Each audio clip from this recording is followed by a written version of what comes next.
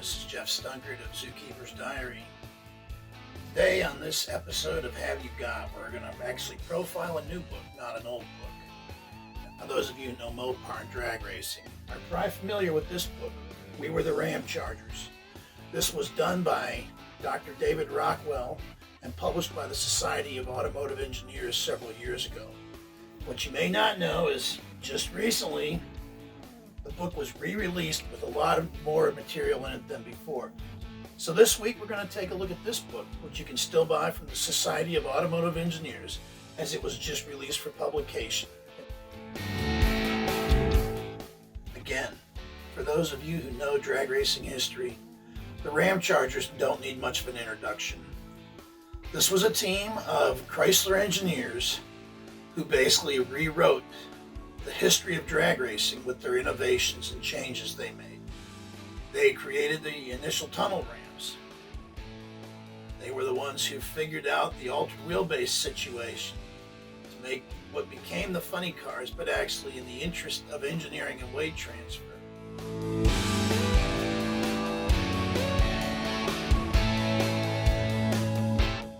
Of course, who can deny what the 426 Hemi technology has done for drag racing?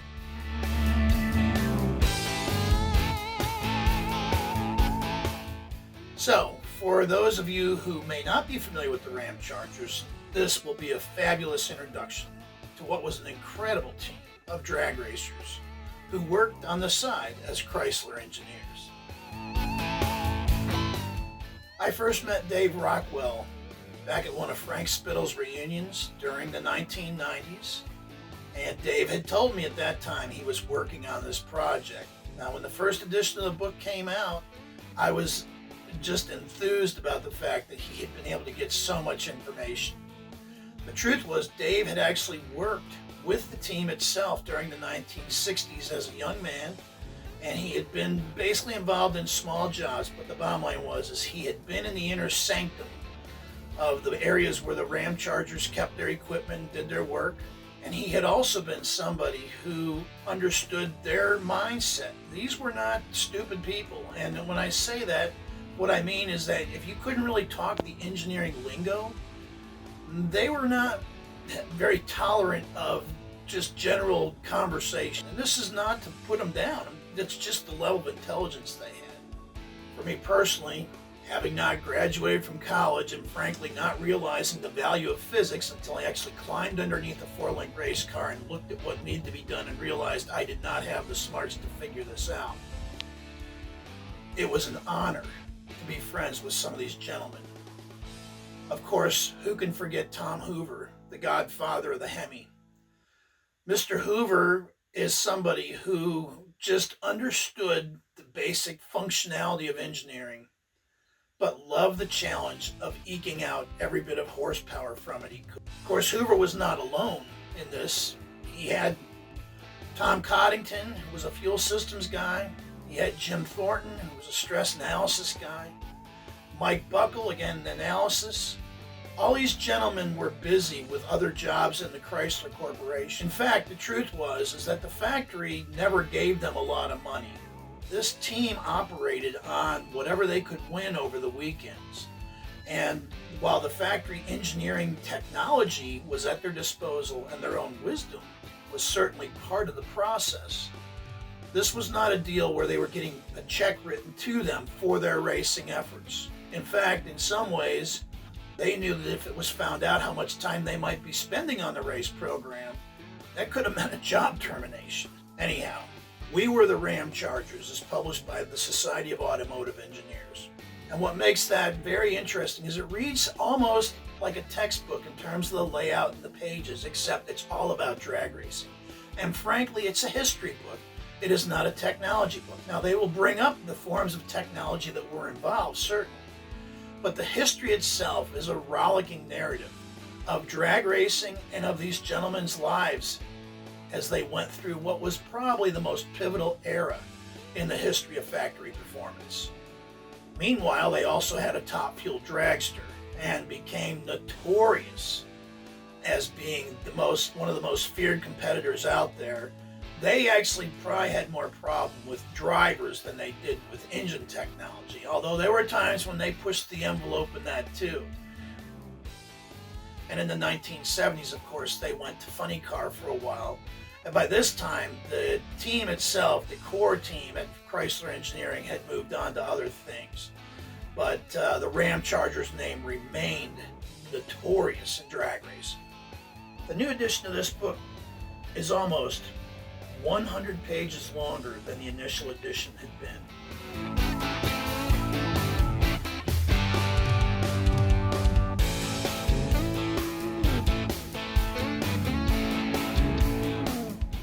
Coolest thing is the fact that due to changes in printing technology, this is now able to be seen with a lot of more color illustrations inside of it. In the first edition, all the color was on a few pages in the rear, but on this edition, there is color throughout. And obviously, if you're into Top Fuel and you're into nitromethane, there is wonderful recollections on running that car and how that worked. One thing I think those of you who are mechanically inclined will enjoy are the pictures of the inside of the shop. I mean, just remember, photographer Bob Snako, who lived in the Detroit area, once stated it was easier to get into a Russian missile silo than it was to get into the Ramchargers shop. So my advice is, if you do not have a affinity toward Chrysler racing, I would still get this book.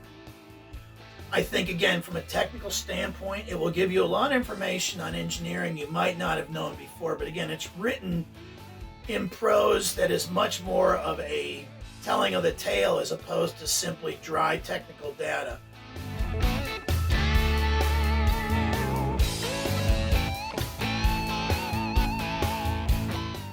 But we all love the engineering of drag racing. We all love to know what it takes to go fast. And this has great insights into some of the brightest minds that ever traversed the quarter mile.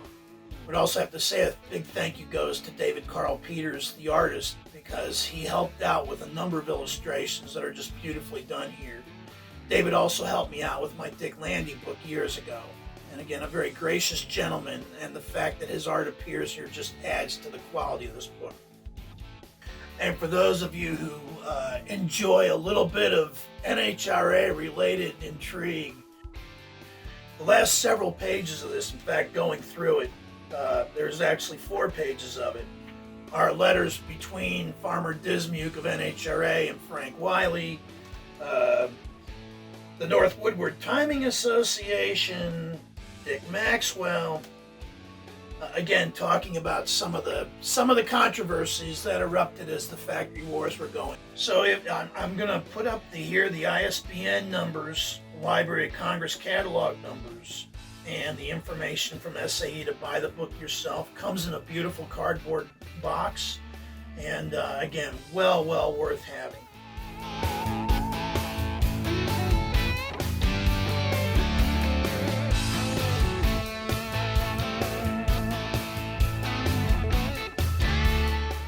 So I was very honored to find out that David had asked me for a quote about the Ramchargers. And as we look at some of these pictures, I'm going to read this to you. This is published in the book, and this is my statement about this fabulous Detroit-based race team.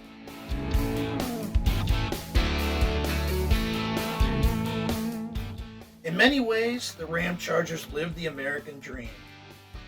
Young Chrysler engineers with passion for automotive performance, this group of men would change the face of motorsports by taking advantage of scientific understanding and principles and then apply them to stomping the competition like ants. That competition was not the amateur weekend guys, but the other factory-sponsored full-time racers on big budgets, from Ford and early on GM.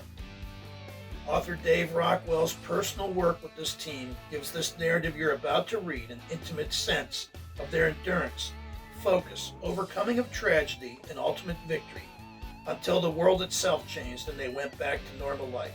They were the Ramchargers indeed.